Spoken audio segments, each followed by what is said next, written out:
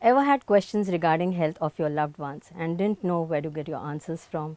We Serve presents Know Your Health, a podcast that brings you experts in healthcare to talk about specialities like never before. Stay tuned. Our guest today is someone who has been my first ever professional interaction as a doctor. Someone who has unknowingly been a guiding force and a lighthouse in my awareness of medicine. His passion for intensive care is tremendous. And if we think about intensive care, we think about chaos.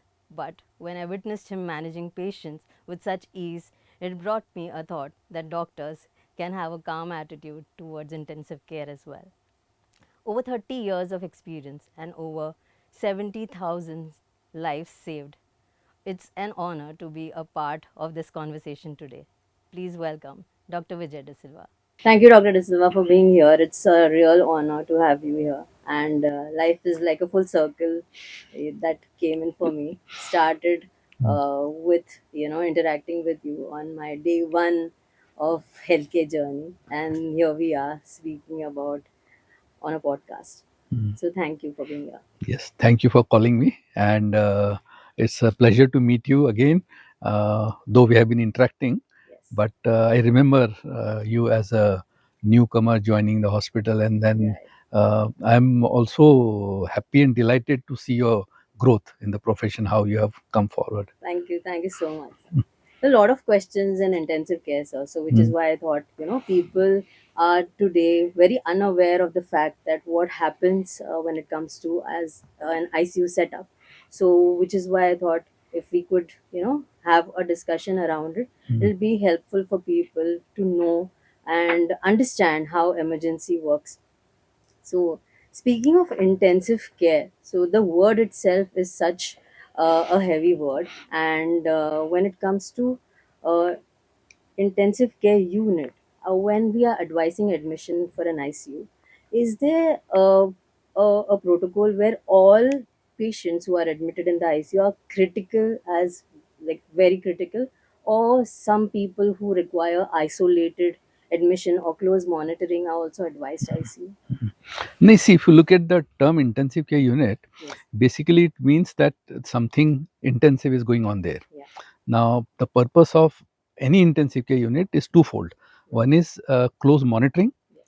and second part is early treatment.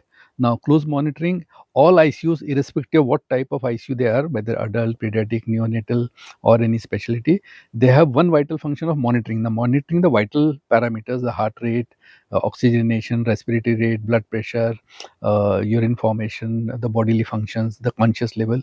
The basically all the vital parameters are monitored round the clock in their space. Now, a potential intervention that is needed either in the form of a medicine or injections or a procedure or a surgery or anything, so that you diagnose it early and correct it early, so that you prevent damage coming to the hospital or loss of life. So basically monitoring and early treatment, that is the purpose of any ICU. Now, anybody who's admitted to ICU need not be serious. Though a serious patients are admitted to ICU, there are a set of patients who are admitted to ICU not because they are seriously sick or anything, just for monitoring. So, example, very simple example is a patient undergoing angioplasty. Now, his procedure has been done in the cardiac cath lab. Now, after that, he needs observation so that there are no fluctuation in his vital parameters. So, he's kept in the ICU overnight after the procedure, and next day after mobilization and giving him his breakfast, mobilizing him, he goes out of the ICU. So, this patient is in the ICU not because he's seriously sick, because he needs monitoring. Similarly, there are some other patients also, like elderly gentlemen or frail people who undergo some procedure in the hospital, minor procedure also, but because of their frailty or because of their elderly age, they are potential to get into problem. Yes. So these people are also kept in the ICU for observation. So an intensive care unit does not mean by default that if you are in the intensive care you are sick, seriously sick. Yes. You can be just there for monitoring. Okay. Okay. When it comes to monitoring at home, so let's say if someone faces an emergency at home, and most people around their houses, they probably might not have organizations or corporate set up hospitals with great infrastructure. In such cases, how do we identify a hospital that we can take an emergency to, or what should one look at uh, in a nursing home or a normal hospital to see whether or not this hospital will be able to manage any kind of emergency? Mm. You see, what happens is, as a lay people, they are not having access to that knowledge or information ki what is what. Correct. So basically, as a lay people, if I think as a lay people, if I am somewhere, I need to know some things. One is the emergency numbers. Correct. Yeah, surrounding hospitals which are there, their contact numbers, emergency ambulance numbers, so that in case situation arises, Yeah. you call up that number, get help, medical help, and at the earliest move to a medical setup. Now, which hospital to go, which type of now there are various types of standards of hospitals and ICUs, Correct. right from primary care, secondary care to a tertiary care. Correct. Now, depending on what you have, you should, I think, leave it to the discretion of the treating doctor or the emergency doctor who's come to attend you, that you need this type of care. Say, for example, if you have a heart attack and you need to go to the ICU, now you need not go to a nursing home because the nursing home may not have a cath lab. So you need to, your primary intention is that you should reach a hospital who can treat your heart attack with the latest technology and the best available treatment available for heart attack. So instead of going to a small nursing home and then getting transferred to a secondary or tertiary hospital, you're wasting time because in all these emergencies, whether it is a heart attack or a brain stroke or anything, time is the most crucial factor. The more time you waste, the more damage is done in the body and the more worse the result is. So earliest going to the hospital is the best thing. And is there any way that we can identify a differentiation between a heart attack, or a stroke? Is there any differentiation? Yeah. See, basically, typically heart attack patients, they have typically pain in the chest or in the throat or shoulder in the left arm pain. Okay. And they may get breathless or they may feel faint or have dizziness. These are all typical symptoms of getting a heart attack. Uh, but there can also be a painless heart attack where you just, like particularly diabetics, they may not get pain. They may just feel breathless or restless or feel dizziness. Right. Now, in such a situation, yes, uh, you need to just understand there is something wrong with you. Correct. You are not a doctor to understand what is going on. Absolutely. है ना? So best thing is to get the medical help at the earliest. Similarly, for a brain stroke. Right. Now, a brain stroke patient typically may have sudden onset of weakness or dizziness or reeling, or may become unconscious or may get fits. So here again, the best thing is to go to the medical help immediately. Right. And go for early treatment. Here also, time is very crucial. Correct. Both the things, heart as well as the brain. Right. The earliest you reach the hospital at the good center, yeah, they can give a appropriate treatment and get the best result out of it. And is there something like a golden hour period where we need Yes. See, both for brain stroke as well as for heart attack, there is a golden hour period which typically varies between 4 to 6 hours from the onset. Like, okay, say, typically a person gets chest pain. Mm-hmm. Now, from the onset, that is taken as the time of onset. Right. And within the first 4 to 6 hours, if you reach a proper hospital, right, now a heart attack, basically you have two options to treat immediately. The heart attack has happened because there is a clot blocking the circulation to the heart. Correct. So there are clot dissolving medicine, what you call as thrombolytic therapy. Okay. So you reach the hospital immediately. Thrombolytic therapy can be given within the first 6 hours. That can dissolve the clot, restore some circulation. Now the block is of two types. One is the heart block, and on the top of it there is a clot. So immediate treatment is to dissolve that clot. Right. Or another best option is, if the patient is taken to the hospital within the first 4 to 6 hours, there is a cardiac cath lab available, cardiologist available. This patient need not undergo thrombolytic therapy. He can straight away go to the cath lab, undergo a primary angioplasty. Okay. They do angiography immediately, open up the block, and that is one of the best results. So, if either you dissolve the clot within the first 4 to 6 hours, or you undergo an angioplasty within the first 4 to 6 hours, you get the best result out of it. What happens is, if you don't open the artery, either way, the muscles which are supplied by that particular artery, correct, they are deprived of oxygen, nutrition. Those muscles ultimately die and they get it fibrosis. So that much part of the heart or of the brain, yeah, is totally damaged forever. Right. So your aim is to prevent that damage. So reaching the first 4 to 6 hours either in the stroke or in the heart attack is vital. Okay. That's what is in layman's term called as the golden period, golden hour. Okay. And in your career, what kind of emergencies have you seen, and what kind of emergency does a, a person, a lay person, should be aware of? Uh, See, in my career span of almost 35 years, I've seen huge number of emergencies. I've seen everything that right, can happen in all fields. right, I've been in multi-specialty, I've been in single specialty, I've been in a highly tertiary intensive care unit also. In fact, I have treated almost more than 70,000 ICU patients, correct, and with excellent result. right, My last 2 decades, the mortality rate was less than 1%. wow, That means out of every 100 patients I have treated in my ICU, only one patient has been lost. wow, wow, And that's amazing. uh, as a layperson, see what happens is anything unusual in the body happening, Right, they should immediately get into medical attention. But before that, I think there are some things which lay people can also do. right, Like all of them should get trained into basic life support, that is CPR. right, Now, there you don't need to be a doctor or a medico or paramedic to learn right, basic life support. It right, is done without any medicine, without any intervention. You just need a pair of hands and a set of lungs, which you already have. right, So you should learn how to give cardiac massage. You should give how to give breathing assistance to a patient. Now, you can do it for anybody, but more so if something happens in your family. right, And if you know resuscitation, basic CPR, you can definitely do a great job out of it rather than getting delayed. So everybody should learn CPR, that is basic life support. Second thing, there are so many other things like choking. correct, Now, particularly children and elderly people, sometimes they aspirate some things in the throat, yeah, and that thing gets stuck in the windpipe, and the person is choking, can't breathe. right, Now, here there is something known as Heimlich maneuver. okay, The Heimlich maneuver is also very simple.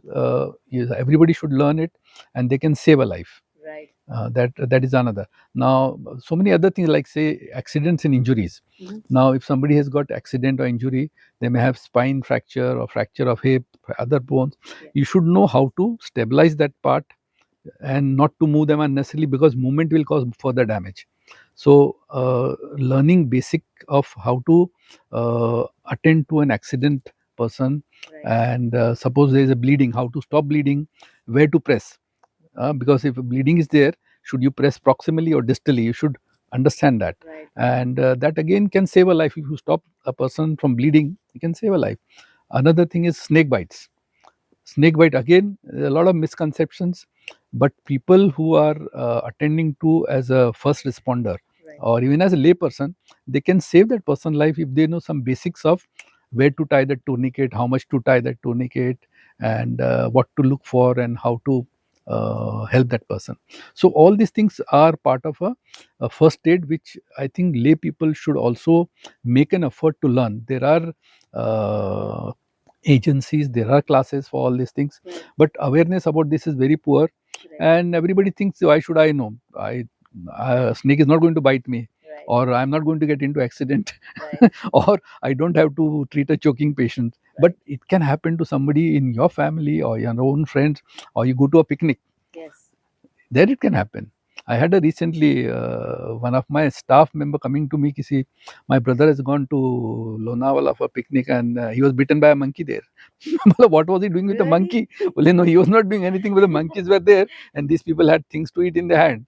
So the oh monkey bit my him. God, So now, how to deal with all these things? right, These are all something which everybody should be aware of. You know. exactly, exactly.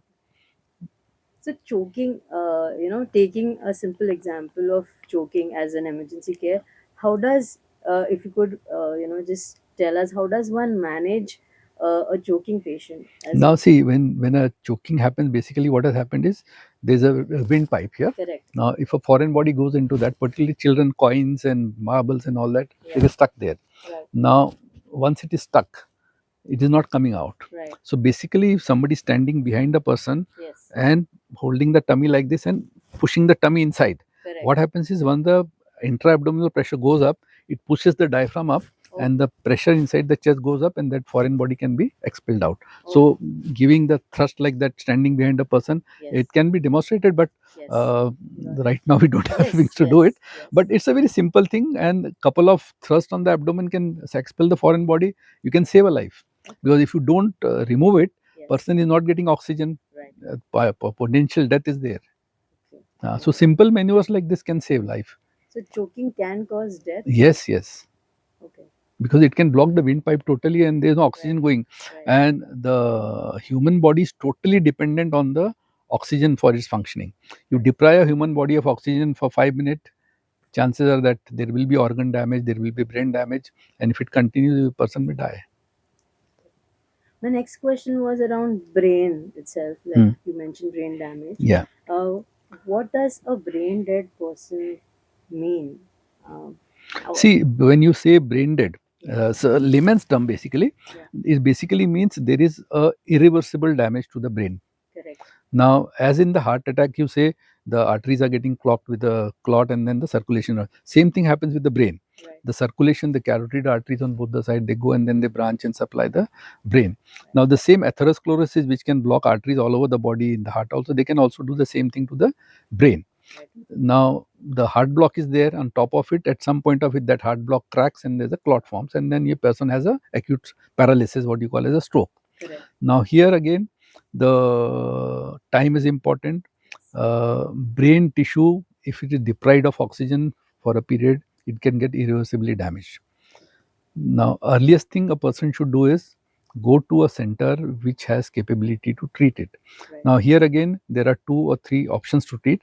First thing is doing a clot dissolving medicine, that is thrombolytic therapy. So, go to a place where they can diagnose you that you got a stroke, do a scan immediately to make sure that you don't have intracranial bleed. And if they rule out bleed, then the obvious thing is that it blockage is due to the clot. So, give a clot dissolving medicine, and it can dissolve and save the brain. Second thing is a more high-tech form of treatment where they can do something called a thrombosuction. It is something like patient is taken to the cardiac cath lab, and cerebral angiography is done, angiography of the brain. They locate the clot, and then they have a device through a catheter which is put, and it sucks out that clot. Again, the circulation is restored. We see dramatic improvement in this, like a person coming with a paralysis on one side, unconscious. You do a thrombosuction, within next 2 or 3 hours, patient up and about, and the paralysis is gone. Or other option is, after all this thing is done, stenting. Same like coronary stenting does, cerebral stenting also can be done. There you put a stent, open up the circulation, you save the brain. So here time is so important. Like the earliest you reach, the better is the result. The more late you do, brain damage is there. So when you term a person brain dead, yes. See, what happens is the brain. There are 2 brains: the upper brain and the lower brain. Now, upper brain has got all the intellectual and intelligence functions and those things. Lower brain is the one which controls the heart, the breathing, and the organs. Lower part of the brain. Now, the upper part of the brain is a big part. Lower part is smaller part. Now, when circulation is deprived of the brain, the bigger part gets damaged first. So, a patient's conscious level, intellectual function, all those things are controlled by the upper part. So, the lower part, which controlling the heart and the respiration, is intact. So, circulation has stopped. Upper part of the brain is damaged. So, he becomes unconscious and does not wake up after that. But other part of the brains are working. So, his bodily function are working. So, you have a person whose heart is beating, his blood pressure is maintained, his lungs are functioning, he's breathing on his own, he's not on a ventilator.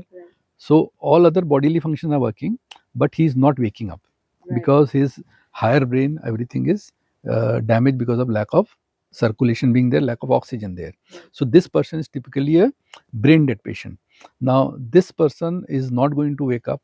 There are examination methodology, investigation methodology by which we confirm that this person is brain dead. Now, once you certify, the medical people certify that a person is brain dead, that means he is not going to wake up, he is not going to stand, he is not going to walk, he is not going to do anything on his own. So, such a brain dead person, when he is labeled brain dead, is a potential organ donor. Because his heart is working, his liver is working, kidney is working, lungs are working. So, a brain dead criteria is there for organ donations. If the medical certification is done that this person is brain dead, then there is no point in continuing that life. Correct. In the sense that family can decide and they can donate the organs. So this is like an irreversible damage. Irreversible, yeah. Unlikely to wake up. This patient is there, but mentally is not there. Okay. So then conveying this to the relative, I mean, when we convey hope versus reality, how does the doctor manage that in ICU? They see what happens is anybody who's admitted to the ICU, the most stress part is not only that person, the family also. Correct. So, clear and a frequent communication is the bottom line of having good connectivity with the family and the patient. So the medical people have to make sure that they communicate honestly and frequently, so that the family is aware of what is happening, what are the possibilities, what is being done, what is the possibility of recovery out of it.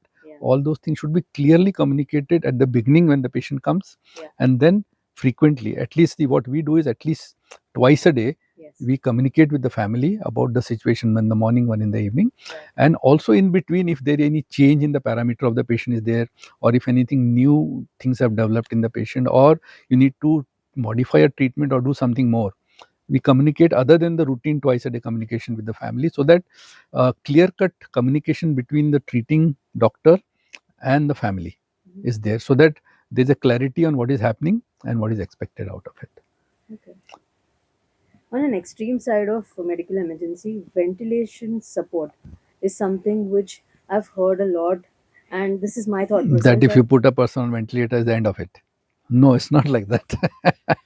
See, what happens is ventilation is basically a mechanical device which provides oxygenation to the patient and remove the carbon dioxide from the body. Now, anybody who's not able to do this on his own, like a person has got pneumonia or obstructive airway disease, or he's in some form where the oxygenation of the body is not happening. So you put a pipe through the throat and connect it to a machine.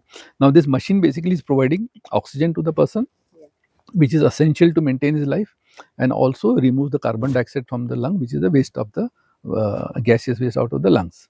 So the machine is doing that, putting oxygen, remove carbon dioxide. Correct. So now, depending on what the reason for putting a patient on ventilator. Now, if you look at a person undergoing surgery, they are put on a ventilator in the operation theater. Correct. Now, once the surgery is done, the need for ventilator is not there. But sometimes they need to continue it for few hours more. So by and large, when they operate a patient, the anesthesia machine also is a ventilator machine. They remove that in the OT itself. Patient wakes up out of the anesthesia, all right. Some of them are shifted with the ventilator to the ICU. Now they are kept on the ventilator for 6 to 8 hours till the anesthesia effect goes away. Patient is having all vital parameters stable. Then you remove the ventilator. Okay, that is a regular ventilation for operative patient. Now, suppose for example a patient with pneumonia has come. He is not able to sustain his oxygenation on his own. Correct. So he is put on a ventilator. You treat him with antibiotic, physiotherapy, and everything for pneumonia. This pneumonia may recover in few days, 1 week, 2 weeks. So once the lungs are clear, he is able to have a clear lung, a good absorption of oxygen in his lung. Then gradually the ventilator is weaned off. So the ventilator may be there for a few days to a few weeks. So if, for example, recently this GB syndrome had happened. More lot of cases in Pune and other places also. Now in GB syndrome also, what happens is the lungs are all right. Correct. But the muscles of the respiration, the muscles which are supposed to move the lungs and expand and contract, so that the lung can take oxygen inside and expel the. So what happens if the muscles are paralyzed? The person is not able to breathe and sustain himself. Correct. So here again the person is put on a ventilator. The ventilator doing the job which normally the lungs are doing, oxygenation and removing carbon dioxide. Now once the muscle paralysis is treated, they have recovered with treatment, the ventilator is removed. So if you look at the person undergoing surgery in the operation theater, his ventilator either removed in the OT itself or few hours after that. Person having pneumonia, his ventilator is removed within few days or maybe a week's time till the lungs recover. Similarly, a GB syndrome patient, his ventilator is removed once the muscle recover. So depending on the need for the ventilator, this ventilator is there as a temporary measure. So putting a person on ventilator is not end of him. It is just temporary support measure for his illness to recover. So primarily it is assisted breathing. Assisted breathing, yes. It is just a temporary measure to do a functioning of the body which body is not able to do. Right. Till you correct the primary thing which has caused that problem. Right. So during COVID, I saw a lot of use of ventilators, and primarily when COVID hit us, a lot of permutation combinations of medicines were administered in the ICU and in the general wards as well. What changes happened post COVID syndrome in the ICU setup in managing intensive care patients? See, COVID was a disaster for the whole human population, Right. but COVID has made some changes and brought some different thinking into the whole perspective of medical treatment. Okay. Now, if you look at, I'll first tell you from the layman's point of view, then from the ICU point of view. Right. From the layman's point of view, people became aware of something known as hand wash. Right. Before that, nobody knew that washing hand is important. Right. Huh? Basically, see, the infection from the environment is transmitted to yourself through your hand. Correct. When you eat something, drink something, or even if you touch something and then you rub your eyes or put your face on the face, you're transmitting bacteria and virus from environment to yourself. Right. So people came to know of a concept, something known as hand wash. Second thing is they also became aware that there is a methodology of getting infected from air, like Right. a person is sneezing or coughing, and if you are in the vicinity, so you need to maintain distance from a person who's infected, who's coughing. Correct. And use of mask to prevent infection. So respiratory precaution, people learn these two things, hand washing and respiratory precaution, which before COVID very few people were aware of. Now the whole population is aware how to prevent infection, take precautions. Another thing is they became aware about vaccination. Right. Before COVID, vaccination as a concept was ki, okay, a child is born, in the neonatology and the pediatric group, vaccination is needed. Right. Post COVID, people are aware that there is something known as adult vaccination. Right. Now, for adults also, there is a set of vaccination which all adults need to take, particularly influenza, pneumococcal vaccine, herpes vaccine, zoster vaccine, human papilloma virus vaccine. Again, this awareness has come into the population that there is something for adult also as an adult vaccination program. Right. That is another change post COVID has happened. Right. Now, coming to the ICU, the biggest thing change has happened is that something known as telemonitoring, Right. which was a very nascent thing before that. It was there, Yes. but very few people were, even medicos were not aware of it. Yeah. Now, that concept of remote monitoring, telemonitoring has come in, so that the ICU has monitors, it has got bedside monitor, it has got central monitors. Yeah. Now, this whole thing can be connected to the mobile network, and a doctor remotely can be seeing and monitoring all his patients from a distant side, maybe 100 kilometer, maybe 500 kilometer away, or at some different part of the world. It's possible and it's being done. So you have telemetry, telemonitoring concept which has taken root now, and it is being used. Also, something known as telereporting. Now, radiology is using it in a massive scale, like CT scan, MRI, ultrasound, X-ray. These are all machines are there, technicians are there, staff is there, they are doing it. The doctor is not there. The Right. doctor is somewhere else, maybe in the same city, is a different city, or maybe different part of the world. So as soon as it is done, all these things is conveyed to the that doctor by telemedicine. Yeah. He sees all that, he reports it. If he needs some information, that history, all that is given to him. So a doctor need not be there, he's at a different part, but he's reporting everything. Right. They're valid reports. Right. So that is telereporting. Then the last thing is teleconsultations. Okay. Now, sometimes it is not possible for a patient to reach the doctor. Right. So, because one is because of distance, or because of inability of the patient to travel, or if they be in different cities. So, teleconsult has taken a clear-cut advantage of consultation with doctors. Now, even the ICMR and the medical bodies have made rules, regulation for how to do teleconsultation, what are the do's and don'ts, and how to do it, and the legal aspect of it. Everything is legalized now. Yeah. And teleconsultation has taken root into the medical this thing now. So these are all the, like, teleconsult, telereporting, telemonitoring, awareness about vaccination, awareness of hand wash, awareness about respiratory. All these things were unknown before, COVID. They were there. Medicos knew it, but Yeah. lay people also know all this, and I think everybody is benefiting out of it. Okay. So the new post-COVID scenario is Enlighten improved. the world. That is a good side effect of COVID. All right. Wow, I didn't. I mean, this was an insight. Yeah. This was an insight for me because COVID made us isolated, and I thought COVID was something which restricted us from growing, but then on an adverse side, or rather, on a positive side, now that you mentioned, is it actually bettered the way that we look at Yeah. um, you know Yeah, it has hand changed the wash. way you look at things, Correct. and you have modified the way you think and modified the way you do things. Correct. Not only in medical field, even in the business field. Right. Right. Right. Right. Now, business wise also, people are more virtual, they are more efficient, they are Yeah. saving time Yeah. to travel. So yeah, a lot of Hmm. changes. One more change that has happened in medical field is uh, teleconferencing. Okay. Previously, whenever we had conferences and all that, we used to go and attend there, Right. going from one city to another city, or from one country to another country, Right. or even in the city going to various convention centers. Now, if you don't have time, things are available virtually and tele this thing. You need not go and physically be there. You can have a teleconference, and which Amazing. again are all valid and taken as yes, you have done it. Correct. Correct. Correct.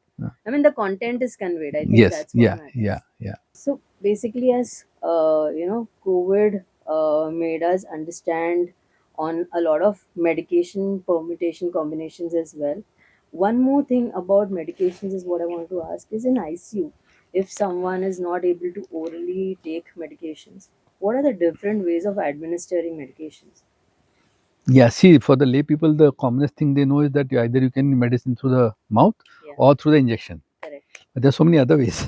Right, See, right. oral is the commonest way of giving medication. Intravenous injections another way.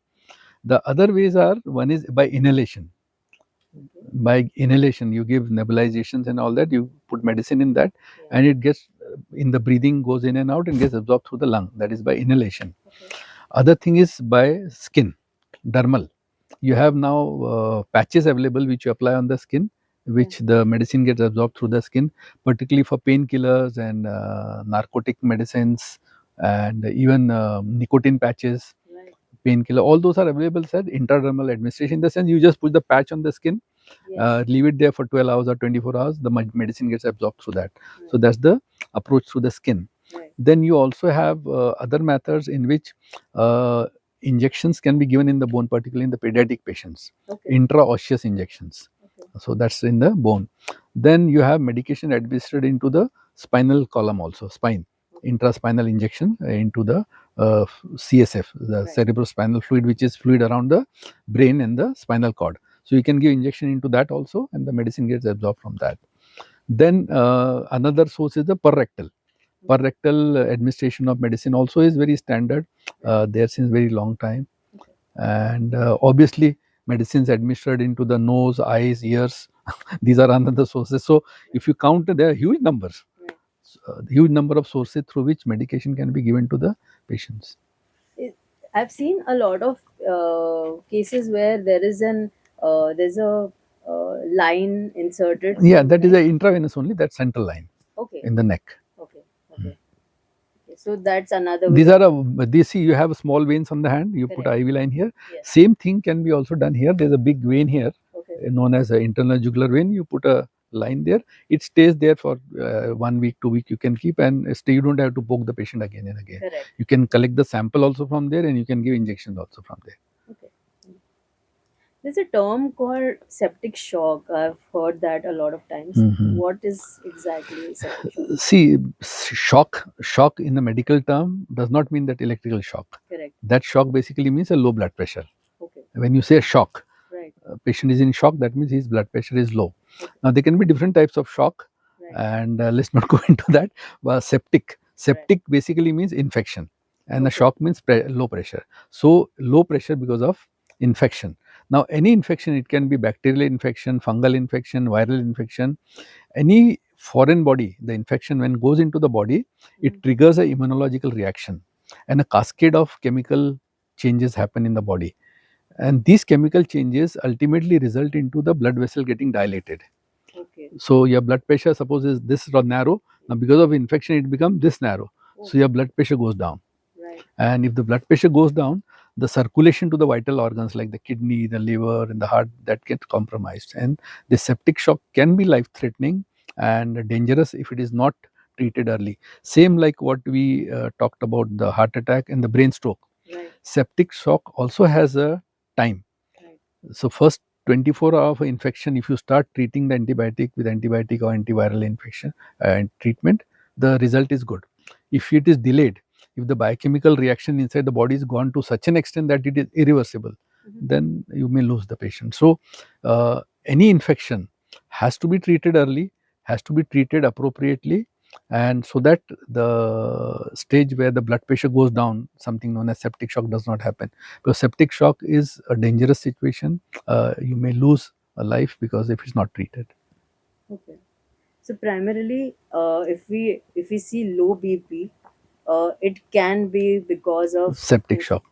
There are other reasons for low blood pressure, like a cardiogenic shock. Correct. Like a person getting heart attack, and because the heart attack, the heart is not able to pump blood, the blood pressure goes down. It is known as cardiogenic shock. Right.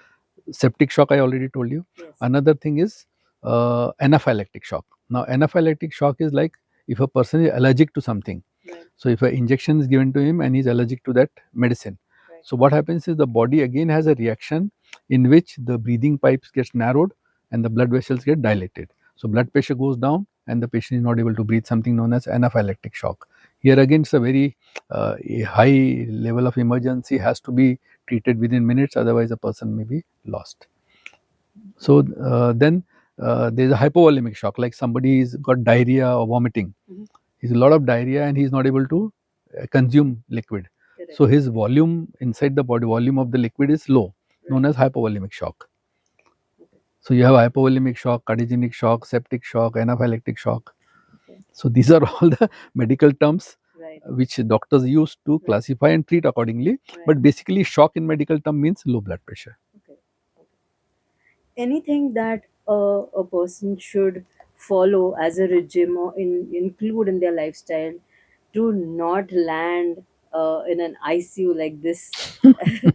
Anything that you would suggest? Yes, yes. Basically, a good lifestyle. Right. Now, when you say good lifestyle, it has a huge component into it. But Yes. I can just briefly say in few words. Yeah. One is a proper diet. Right. Current diet is absolutely haywire of everybody, and this has happened because of the fast food coming in 90s. After that, the whole fast food trend has happened, and that has made it very difficult for people to be healthy. Right. So a good diet. Second thing is exercise, being active. Right. Now the internet came into India in 90s, and inactivity also came with it. Yes. So people are either on their mobile or on the computer, or even on the office they are working on the computer, sitting in the chair. So huge amount of inactivity has come with the internet, and lack of exercise, that is another thing. Another thing is lack of sleep, again because of the media and the internet. People are not sleeping, they are on the mobile and more laptop in the night also. So lack of sleep. Then work stress and use of tobacco, alcohol, and a stressful life. So, diet, exercise, sleep, stress, alcohol, tobacco, these are all responsible for the person getting into problem. And if they manage this part, which is quite simple but not done by anybody, so a lot of diseases can be prevented. See, all the lifestyle diseases like the heart, the stroke, diabetes, obesity, all these are preventable. They are 100% preventable by lifestyle changes. Right. So managing so many patients on an emergency and being in intensive care must be so stressful. And was there anything, any case that you managed which changed your outlook as a doctor? Yeah, there are so many. Now, uh, See, I have treated so many patients, so many VIPs, uh, two prime ministers, three or four chief ministers, a lot of bureaucrats, VIPs, celebrities, and huge number of lay people. So now I'll tell you two special cases I have. I remember there are a huge number of them, but I'll tell you two special ones. Uh, in 90s, there was a patient admitted for he was a heart patient admitted for angiography, and he was in the wards waiting for his turn for the angiography, supposed to be done on the same day. So there he had severe pain and he collapsed. So a code blue was activated in the hospital. Obviously, I was in the ICU that time. Me and my team, we rushed over. We found that he was unresponsive. Blood pressure was not there. So we started CPR, put him, intubated him, put him on the ventilator, brought him to the ICU, and we revived him. His blood pressure came back, and he was on the ventilator. So the cardiologist took him to the cath lab, did the angiography, found that there was a block, and he opened it up. Angioplasty was done, and he was brought back to the ICU. Now, this patient is in the ICU now, had a cardiac arrest, revived out of it, underwent angioplasty, came on ventilator, unconscious. Now, by doing investigation, we found out that there was, because of the low blood pressure during the cardiac arrest, his kidney is injured, liver is injured, and he was not waking up. Now, whether the brain injury is there. So, now immediate post resuscitation, we have some treatment protocols, all that were done, and we hope that he wakes up, but he didn't, and his kidney damage was such an extent that he needed dialysis. So patient on dialysis now, on ventilator, in the ICU, unconscious. Seen by neurologist also. He did his investigation, treatment, whatever has to be done. 1 week is gone, 2 week is gone, the person is not waking up. His blood pressure is okay, kidneys are recovering, liver is recovering, and he is more or less getting stable. So now the whole thing was, everybody was looking at the neurologist. You do something. Right. Now what happens? See, brain is such a sensitive tissue. It, if it is deprived of oxygen for more than 3 to 5 minutes, it gets damaged permanently. Now, when he had a cardiac arrest in the ward, we rushed there, revived him. Now, few minutes have definitely passed by. Now, depending on whatever has happened, whether he's going to recover or not recover was uncertain. Now, neurologist, when we were asking him repeatedly, "Ki, please, can you?" So at some point of time, after maybe a month's time, he said, "Ki, this patient is brain dead, and don't call me again. I can't do anything more for him. Whatever has to be done has been done now. I don't have anything to more. So if you keep on calling me again, please see him. If you do something, I don't have anything to offer." So he put up his hand. Now, since the family was affording, and they said, "No, please do everything to." So we continued with his ventilation and supportive treatment. This guy was with us for 6 months in the ICU. 6 months. 6 months, yeah, and almost 6 months of ventilator. But at the end of 6 months, he woke up. Gradually recovered. He woke up, came out of the ventilator. Dialysis was not needed anyway. His liver had recovered. He went home walking. Wow. So one thing which I learned from this is that whatever happens, you don't give up. Yes. You continue supporting and hope for the best. And see, if we had given up, he's brain dead, and you would have gone. Since the family said, "No, do everything, whatever possible, do everything," he said, "Okay," and he recovered. That was one of the miracles. Certainly was. 6 months. 6 months, yeah. Another case I'll tell you recently, a few months back. It was in the media also. I don't know whether you saw that clip. Young guy, 32-year-old, big executive in one of the big companies in India. Now, he had some pain in the chest morning. He told his wife, they called up the general practitioner. So he said, "Do one thing, don't waste time, just go to the hospital." He referred him to my hospital. So now this guy came and he took his car. He's driving. Now his wife, later on I asked her, why was he driving? He said, no, I told him also when we started, let's go in a rickshaw. They stayed at about maybe 10 minutes away from my hospital. So he said, no, I'll drive, I'm okay. So he is driving, wife is sitting next to him. He's driving almost maybe 500 meters away from the hospital. He had a cardiac arrest while driving. Means he collapsed. Right.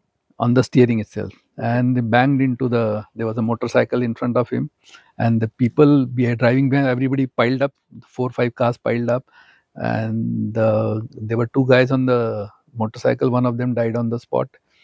Oh. And then what happened is, the wife, with the help of people around, excreted him out of the vehicle, put him in a rickshaw, and they brought him to the hospital. When I happened to be there when he came into the emergency room, me and my assistant were there. When he was brought, there was no activity of any life. His BP was zero, not recordable. Heart was not beating. There was no heart beating. So we started CPR, revived him. We didn't know how long he had a low blood pressure, how long he had cardiac arrest, because quite away he had an accident in the car. Then they retrieved him, put him in the rickshaw, and then brought him. So obviously there was a lot of time gap from the cardiac arrest to the time we started his CPR. We started CPR, almost about 10 minutes of CPR. His blood pressure came up, heart started beating. And then we did a ECG, it showed that he had a massive heart attack. Now, the best treatment for the heart attack was to do a angioplasty or give a thrombolytic medicine. Now, in both the situation, an accident victim is likely to have internal bleeding. Right. So you can't give thrombolytic therapy to, or even do angioplasty, because you have to give blood thinners there also. Yes. So we urgently did a scan of his body, whole body scan, spine, brain, and chest, and we found out that there is no obvious bleeding inside. So we sent him to the cath lab. The cardiologist did an angiography, found that one of the main artery was blocked. He did a stenting of that. Artery opened up, and the blood pressure, he needed 3 or 4 blood pressure medicine to during resuscitation to get his pressure up. Immediately after the angioplasty, all this blood pressure medicine dose came down, and he was almost off on his own. So heart was taken care, block was taken care, his blood pressure stabilized. Now the thing was, how long was the cardiac arrest? We don't know his brain status. Right. So he was on ventilator, brought back to the ICU. 2 days he was totally knocked out, unconscious. Third day started some movement. Fourth day he was awake, fully awake. We took him off the ventilator, and within a week's time he was out of the ICU. So this is another thing. See, the surprising thing in this is, one is a 32-year-old guy. Yes. Obviously he was obese. His BMI was, I think, more than 35. Okay. Young fellow getting a heart attack, driving himself and coming, getting into problem. And then we somehow revived him. Right. We were also not hopeful. We didn't know how long the cardiac arrest, but he recovered out of it. Yes. So this was another remarkable case recently. Now, in my career of this 35, I've seen so many cases like that. Right. And there is no end to surprises. Yes. The human body keeps on surprising me. My God, 35 years and still going. The surprises are still coming. Yeah. How do you manage to stay calm? I've seen you then, I see you now. You are the calmest when it comes to the chaos in the ICU. How do you manage? Not only me, most of the doctors, I'll tell you one single word: adaptation. See, what happens, I'll tell you, when a person enters the medical field, no, yes, in the first year, yes, see, the course is so vast, so much of reading has to be done, that it takes 4.5 years for the course to be completed. Correct. So in the first year, you are given 3 or 4 thick books. This thick book, anatomy, physiology, biochemistry. Each book is so thick and multiple volumes. Right. When you look at it, you go, "Oh my God, I have to read this," and then, oh, this is only for the first year. More to come. So some people drop out looking at that amount of material you have to read. Secondly, once you get into it, you study, then you become a doctor into residency. Right. Now, in residency is one of the most toughest part of a doctor. Okay. Not only doctor, I compare with any other profession. Okay. The doctor's residency is almost like a military camp. Wow. Your food is no certainty of having food, no certainty of having water, no certainty of having rest or sleep. So you are on shifts which are almost 24 to 36 hour shift, which a break of maybe 6 to 8 hour. Again, you are back on the grind. So during that time, people learn to adapt themselves. Ki, when I am going to get the next meal, yes, and that too also what meal, right? And they don't even have time to drink water. So no water, no food, no sleep, and working under stressful situation, in the sense that you're dealing with patients. Right. And there's a pressure from all sides. The pressure from the boss and the pressure from the family. There's right. Patient to recover. Right. So you are working under stress, yes, sleep deprived, rest deprived. So your grinding is such that there most of the doctors get adapted to tough situations, Right. adapted to stress, adapted to the environment. Right. Now from there you learn, and once you come into practice, this doesn't end. Right. A doctor is supposed to be available round the clock. Yes. People expect that if I call the doctor, he should take my phone. If he's Yes. not taking, such a bad doctor, he's not taking my phone. So the tough situations, training is there, adaptation is there, and people get used to it. The doctors get used to it, because for doctors also now, the one thing which is grinded into them is patient first, Right. you second. Right. So all your needs are second, Yes. patient need is primary first. You have to do that first and then attend. So this is what doctors adapt to it, and you adapt, and then once you see that good results coming out of what you're doing, you see the smile on the face of the patient or the family when they recover, that itself is a reward. Amazing. This is amazing. I think one last question that I want to ask you is, what is the most rewarding thing about being an intensivist? Most rewarding thing is when you see that from a hopeless situation the person comes out. Right. So hopelessness to hope. Yes. And recovery. Right. And see, I'll still remember on a daily basis when a patient comes to the ICU, no, you should see the fright on the face of the patient as well as the family. They are frightened. What is going to happen? And a layman's concept is that if you are in the ICU, you are gone now. But that is a misconception. In the sense, you can't blame them also. See, what happens is, if you look at the ICU results, the worldwide ICU success rate is between 1 to 20%. Varies from like the least to the like 20% mortality. Correct. 1% so it varies from the type of the ICU. So out of any 100 patient treated, say 80 of them go home. Right. 20 of them may not survive, or very good ICUs, 99 of them go home, one may not go home. Yeah. So the people have a concept that once you are in the ICU, you are almost on the verge of death. It's not true. That's a false misconception, because ICU is not a dangerous place, it's a safe place, in fact. Yeah. If you look at the worldwide data of deaths, the maximum deaths happen in three category of patient. One is ischemic heart disease, that's the coronary artery disease. Yeah. Second is cancer, and third is accidents. Okay. So if you look at the mortality figures of ICU, how many people die in the ICU versus how many people have died out of the ICU. Say, if for example you take accidents, right, worldwide data you take, more people die on the road than in the ICU. Yes. So if you look at the broader perspective, ICU is a safer place than the roads. So roads are more dangerous. To be on the road is more dangerous than to be in the ICU. Amazing. So much to learn, sir, today. It was amazing, amazing talking to you. Thank you so much for your time. And if possible, we'll have one more session of this, maybe in more detail. Definitely, Thank you definitely. so much. Thank you for my having me. It's a pleasure interacting with you again after so many years, and I'm delighted. Thank you. Thank you.